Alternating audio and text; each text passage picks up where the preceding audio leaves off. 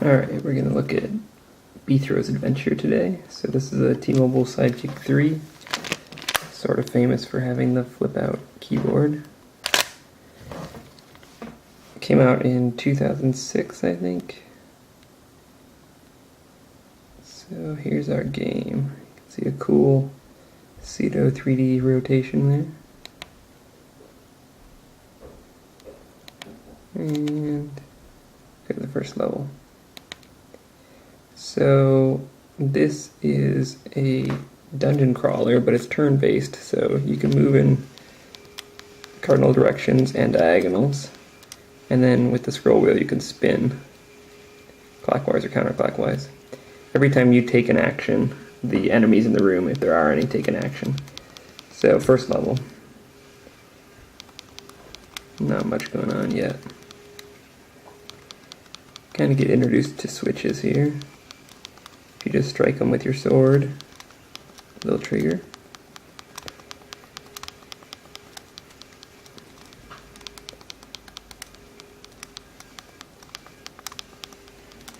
And moving along. So this room's red, as you can see by the mini-map. And this has the first set of enemies. They're just simple roaches, so they basically just always come towards you.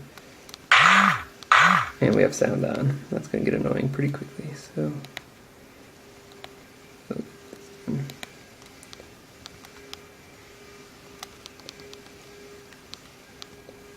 here's an example where you can see every time I take a turn, the roaches move closer.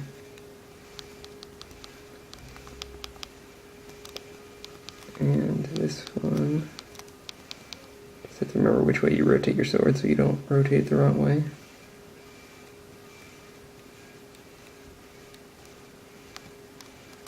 And there's actually an S button to wait a turn, so if I hit that, they'll just move closer to me.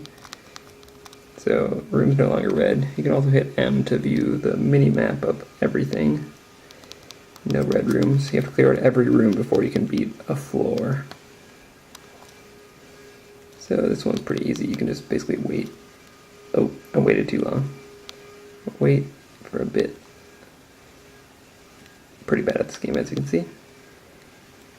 We'll wait until they get in a line. That guy doesn't want to get, there we go. And then just attack. And so that gate down there opened once all the enemies were killed. There's a little scroll there. When you get on that, it will show you a tutorial or sort of flavor text. Unfortunately, this hardware back button's broken, and that's the only way to close the scroll, I learned. So you have to reboot the phone if you go on one of those scrolls. If you look really closely, you can see the walls are cracked here. So you can actually destroy the walls and get through the maze faster.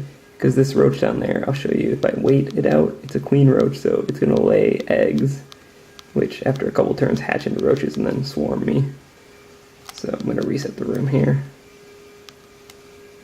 And then charge it. And the queen roach basically has the opposite AI as a roach, so it's going to go exactly away from you, which basically means it gets caught up in corners a lot.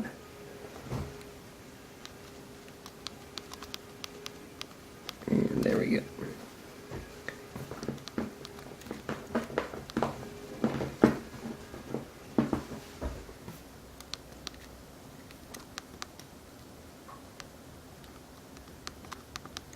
Oops. And here's an example where you actually need to know about the breakable wall, because if you don't use it, there's not really a way to beat this room, because the roaches catch up to you. Once you get in the little pocket, you can just swing your sword back and forth and take them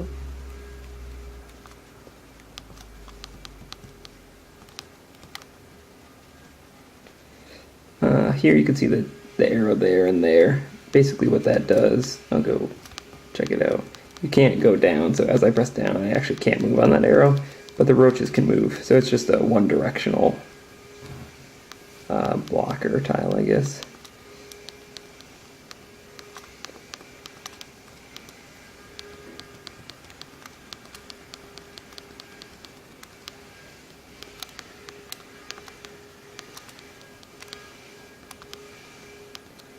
So you basically want to open up all the switches,